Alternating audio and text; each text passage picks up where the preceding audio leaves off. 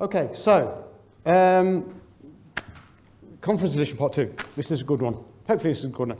Right, so the thing I talked to you before lunch was all about the past. It was all about the code you'd written 5 minutes ago, 10 minutes ago, an hour ago. It was the past. What we're going to talk about now is the present, the process of developing and writing code at this point in time. Okay. I don't want to oversell this, but I think what I'm going to show you is possibly one of the most significant and useful things I will have shown you in 30 years of doing this. I think it's key. I think all of you will benefit from this some of the time, and some of you, particularly those of you who are educators, are going to benefit from this. I don't want to say all the time, but I mean a lot of the time. Here's what's going to happen. I'm going to complain about a couple of things. And then I'm going to show you a thing. It's going to take me 30 seconds to show you that thing, and then you'll get it. You'll understand. You'll know what I'm showing you. You'll get the implications. You'll understand it. And then I'm going to spend 20 minutes beating you over the head with it until we're all fed up of it, and then we'll let Morten say something interesting. I've got no PowerPoint. I don't need it. This stuff is just going to talk for itself. So I'm going to start off with 18.2. And I'm just going to use my finger, I'm going to hit F12. I might have to hit enter a few times. I'm going to talk a little bit about trains. Is the font size okay? At the back? Everyone good? Right, brilliant. Larger? Yeah, more bigger. More bigger. Right. There's always one. I might have to do this again later because we'll be in and out of various sessions, so we'll try that again. And hopefully everything's still going to fit on the screen. So we're going to talk about trains. A bit of maintenance first. So this is a train. A train you can think of, I mean, I'm not a language guy really. You know, a train is a sequence of functions, one after the other. And they're evaluated in a specific order. It's more complicated than that. This function, for example, does the multiplication and the addition of 1 with 3, 4, 5, and then it catenates the two together. It's a very different thing to 1 plus comma times, because that's two monadic function applications followed by the dyadic plus. So the parens are important. That tells us that there's something interesting going on with these carriages. These carriages in a train, each function is a carriage of a train. With this train, you can think of the order of evaluation as something like this. We have, I've got a pointer, look at this. We have alpha 1, omega 3, 4, 5, alpha plus omega, alpha times omega, and then the catenated and joined in the middle. That's a simple, what we call a 3 train. It's got 3 functions in it. Here's another train. This is a nice train. I like this train. This is a train to calculate the mean. Okay, it's 3 functions. In fact, if we look at it, if we put parens around the plus slash. Okay, it's a 3 train. It's got tally as one function, divide as another function, plus reduction as the leftmost function. So it does the divide of the slash on plus with tally. That's a simple way of thinking about a train. And we can invoke it. We can assign the function to a name, and we can invoke it that way. There's problems with definitions like this. If, for example, we try and calculate the mean of a character array, okay, we get an error. Of course we get an error, but the caret's in the wrong place. Okay. Another example, not this time of a train, but say here we have some function composition. We've bound 1, 2, 3 as the left argument to plus, and we're going to add that to 4, 5, 6. But if we try and do that with a character vector, we get an error. Good. The caret's in the wrong place. That's annoying. And let's not... and let's not even start talking about tracing into trains. Okay, that doesn't work. It's annoying. Okay, you can't trace into this thing. You just can't trace into it. Okay, so let's come over to the conference edition, and I will remember to increase the font size again.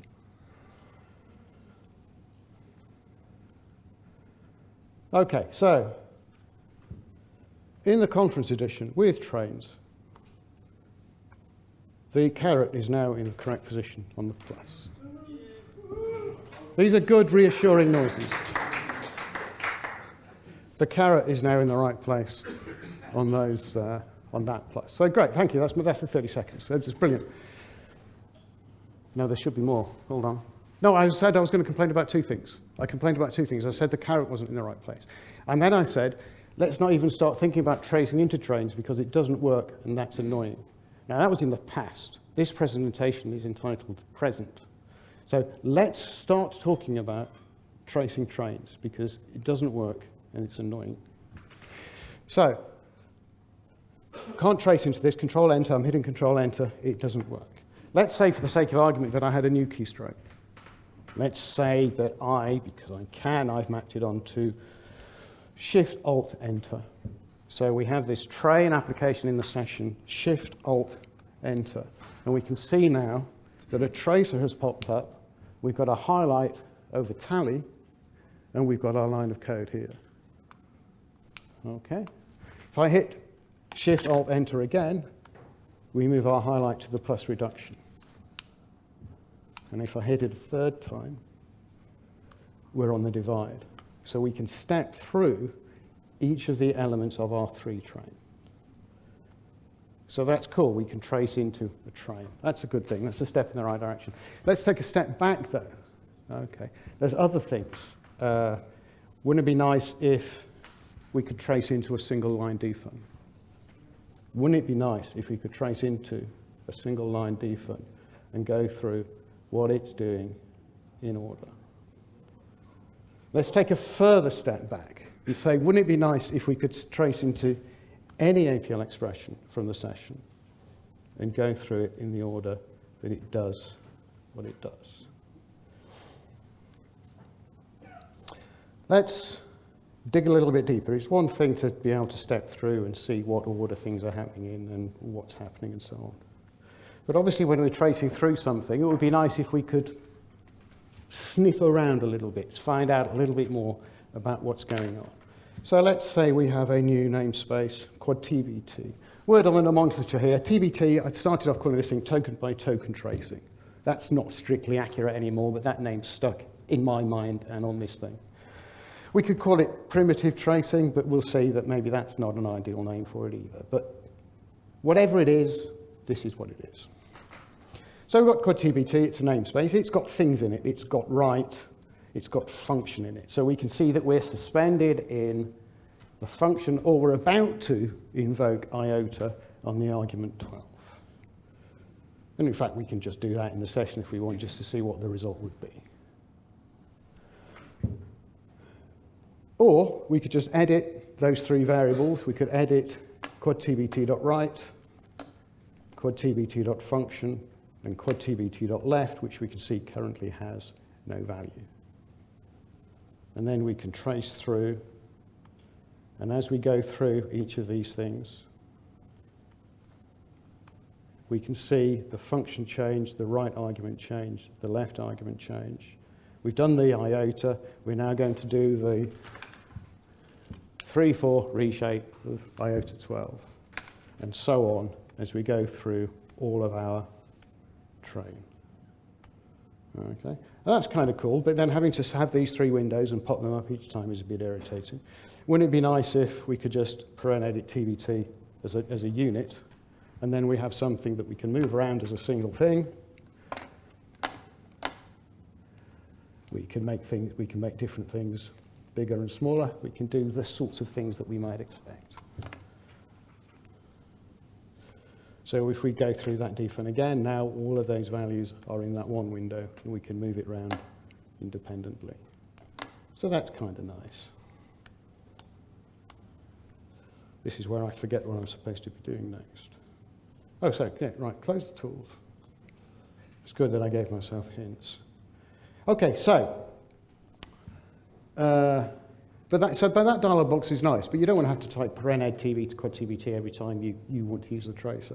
So maybe we can have an option that says, you know what, the first time I use it, the font on this is probably a bit small. It says, do you want the TBT window to automatically appear when you use the TP keystroke? So we'll say, don't ask me this again, and of course I do, so we'll press yes. So same thing happens, we go through there. We can close this, and if we do it again, then it will automatically pop up and we can just step through everything and we can see what's going on. It doesn't close at the end because it doesn't know what you're going to want to do next. So, when we're tracing through our code, there's other elements of our environment that we might want to look at. For example, we might be applying a function with an axis operator. Okay, so thought about this. We can open, where's my mouse cursor? Where is it? We can say, let's have a look at the axis pane as well. So we get an axis pane just to the right of the function pane. And then as we trace through this expression, hold on. Okay, we can see that when we get to, and there's a gotcha here, which I will, when we get to the plus slash, we can see that it's telling us that we're applying it with the 1 there. It's part of the current context in which we're evaluating this expression. Then, of course, when we move away from that, then quad2b2.axis has no value. We can play with this GUI, we can tighten this GUI up, but in terms of the information that's available that might be useful to you when you're doing this token by token debugging, it's something that's there. Oh man, what was I going to say? Oh right, no, there was an interesting thing here. And, right, so this is all in the conference edition. If you've downloaded it, you can play with it. If you haven't downloaded it yet and you want to play with it, download it and play with it. There's some interesting things here. What this is doing is doing a fairly accurate representation of showing you what the interpreter is actually doing. And I've got more examples later where it might not be doing what you might expect. There's optimizations and things going on. But there's an interesting thing here where we got to the square bracket. The interpreter thinks we're running a function called, well, the square bracket, to do indexing, which we're not. We're just using it syntactically to generate the axis specification for plus slash. As it turns out, I didn't know, in order to get that information to the plus slash, we call the code that runs indexing. Who knew? So there's stuff, it's showing you actually what's going on, but it's not necessarily always going to be what you want to see. So we might need to finesse this a little bit just to make it a little bit nicer. Okay, so what's next? What did I tell myself at 3 o'clock in the morning to do? Okay, right, so what about order of evaluation? Okay, so here is this isn't a train, this is just a number of monadic functions. Okay, so we're going to call iota 10, so on the right we see the 10. Now, because of the way this is constructed, the result of the iota becomes the right argument of the divide, 1, 2, 3, 4, 5, and the result of the divide becomes the right argument of the minus, and the result of the minus becomes the right argument of the plus. So the right-hand column, the right column, is keeping us nicely up to date with where we are with our arguments and our results, because that's typically how a stream of monadic functions work. The result of one is the argument of another. But we think, as we've seen before, right, I'll come back to that, but as we've seen before with trains, things can happen in a strange order. Now, I thought this was going to pop up, but what's going on, and Andy mentioned this earlier, this is a debug build, okay. One of the reasons why it's a debug build is because in our debug builds we have these additional affirm errors, which basically go off when something that a developer isn't expecting to happen does happen. Okay, it's generally not a problem because the affirm errors don't exist in the released versions of the interpreter, so we can usually ignore it, but it's an indication that an assumption somebody has failed. And what's happened in this case is that there's an assumption here in the source code from the interpreter that something would be true, and indeed it isn't. Now, I've seen this before when I've been going through this demonstration. I've always thought, I'll fix that one day. But it serves as a good point for me to say to you that because the conference edition is a debug build, you might see these. And we want to know about them. And they're errors that you probably haven't seen before. I'm just going to grab a little thing. Right, so what was I saying? Yeah, so with a monadic sequence of function calls, then the right argument, the result of one becomes the right argument of another, and these 4 panes is enough. But when we've got a train and things are happening out of order, it might be useful to have additional information, like, for example, let's trace through this. Okay, let's pop up another option. This says show lower pane. And what the lower pane shows us is the previous thing that happened. Okay, so at the moment, nothing's got any values, except that we're about to do iota 12. Okay, so we can trace into that. Okay, let me just get the focus in the right place. We can trace into iota 12, and the result of the iota 12 is over here, up to 12. We're calling the reshape, but we can see down here that iota returned iota 12. No big shocks, but the information is there. But then as we go through, we call tally, then we go to the plus slash. But fortunately, because the result of the tally doesn't end up being the right argument to the plus slash, it's nice that we know what the result of the last thing we did was. There's not an infinite number of stacks of these, it's just the current thing we're about to do and what the last thing we did was. Okay, so the tally, 3 rows on the matrix, returns a 3. We're about to then take the same matrix, because it's a train, that's how trains work, and we'll do the plus slash on it. And then, when we get to the divide, we pick up the 3, which was the result of the tally, and then we've got the result of the plus slash in the left argument, and we do the divide, and we're back where we started from. Let's save ourselves a bit of real estate, and let's get rid of that axis element, because I don't think we're going to be using that anymore. Right, so this morning I did a sneaky thing. I said, I'm not proud of this train, but here's a train. Don't ask me how it works. Okay, I said don't ask me how it works because I don't want to explain to you how it works. I'm just going to show you how it works.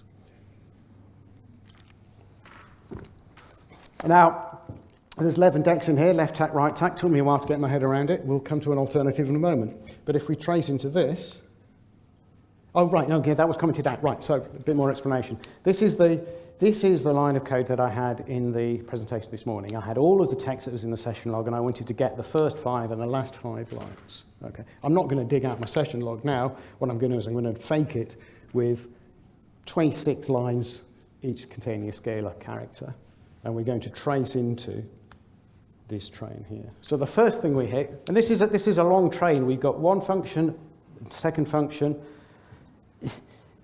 This is a function which is actually composed of 2 functions, negate and left tack. We got a comma, and then we got another comma, and we got a yeah. So, well, let me show you what. Let me tell you what this does, and then we'll talk about it. This is a take, and this is a mix. Okay. So we're going to go into this. So, and let me move. This has all gone horribly wrong because you made me make the font bigger. Right, so we're invoking this function, okay, with the left and right arguments of the train. So we've got the 4 in the left argument and all of our lines in the right argument. What Dex says is just take the right argument, throw away the left argument. Okay, so we'll do that, and we can see that Dex has just returned the right argument. Okay, now we're about to call, oh, we did it, it went all the way through. What happened there? I wasn't supposed to do that. Hold on. Do that. Right, so the next thing we're doing, we've done the right tack, which is just return the right argument. Let me move that window again. Okay, we're now going to do the opposite thing. This is now we just want to do something on the left-hand side. So we're using left tack, or lex, as we call it. Lev, as we call it. So we'll go through that, and that has just returned the 4. Then we go into the take, which is then like plus comma times or the mean train. This is now applying, oh, sorry, I missed a bit. Did I miss a bit? Oh no, we're now applying take to where the right-hand argument is the result of the function application that we made here, and the left-hand argument is the result of the function that we applied here, which is the -4. So now we're getting the 4 elements off the end of the array, which is w, x, y, z. Okay. I apologize. Those of you that know how trains work will be bored by this, but those of you, including me, that sort of knew what trains did but hadn't really paid any attention to it because, I'm not going to write one of those. This helps. It's good training. Hey, it's good training. Thank you. Someone had to say it. So the next thing we're going to do, I mean, it's plain sailing for me. The next thing we're going to do is we're going to catenate ... on the front. Okay, and then we're going to apply, see, this is where it gets weird. we're now applying this, which is the leftmost function of a longer train. So it also gets this argument, A, B, C, D, all the way up to Z, and then that argument as its left argument. So we're now doing 4 take lines, and because that's going to form the left argument of this function, and the right argument of this function was everything that was on the right-hand side here. It turns out I am explaining it rather than just showing you what it does. So then we end up with a comma, which has got the A, B, C, D, the result of the 4 take on the left, and it's got the result of the ... comma train stuff on the right. And then we do the mix, and then that's the resulting expression. That's how that train works. It took me a while to get to that train because I don't know 11 decks much, don't use them. I started off with a train, which some of you might be more comfortable with, which just uses... Oh no, I've missed a chunk. It's not an important chunk, so in fact, I've only got 5 minutes. 6. Oh, great, 6, lovely. So I won't go back to that. So the original flavour that I had of this uses rotate. I'll just go through this quickly. So what this used to do is, here's a composed function, mix, jot, rotate. So the first thing that this used to do, let's move this down. This used to rotate A, B, C, D all the way up to Z. Okay, we see the result of that in the bottom left-hand corner. Then it would do the take on that, applying the 4, which came from all the way over here, to the result of the take in the standard train fashion. Okay, so we'd rotate that. Then we'd do the 4 take. Then we'd rotate it back again because we want the tailing 4 to be in the right order.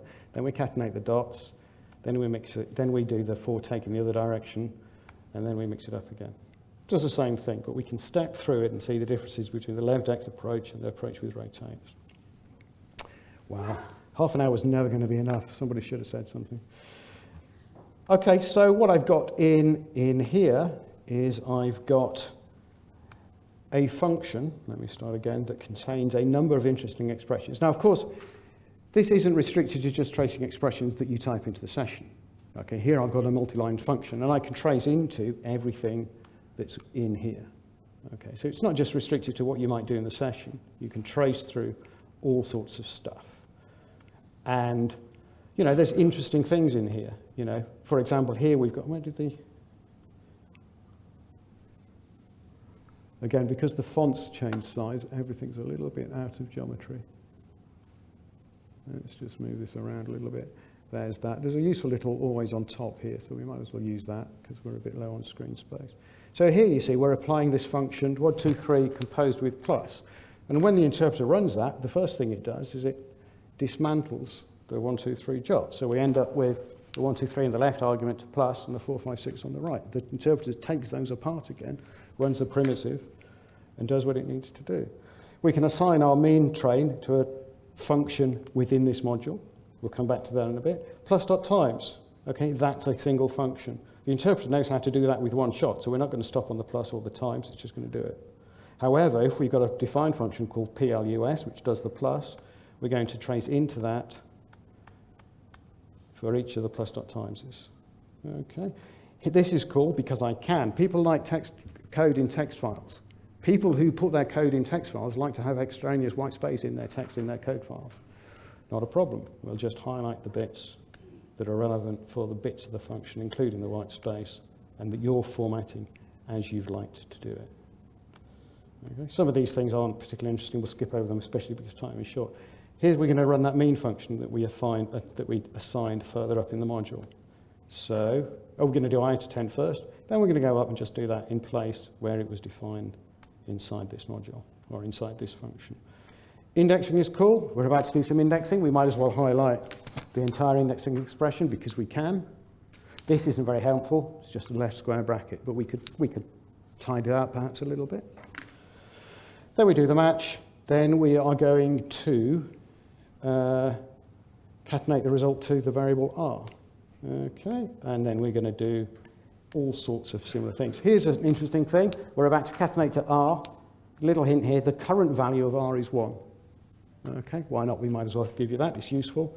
So the next time we come and do a modification to r, because we concatenated 1, it's changed. So again, give you as much information as you can to help you understand what's happening with your code. Not at the line-by-line level that we're used to, but at the token by token, and not even token by token, because we've seen whole dfns generated, we've seen composed functions generated, but at a lower level. It's a useful way of understanding what's going on at a much more granular level.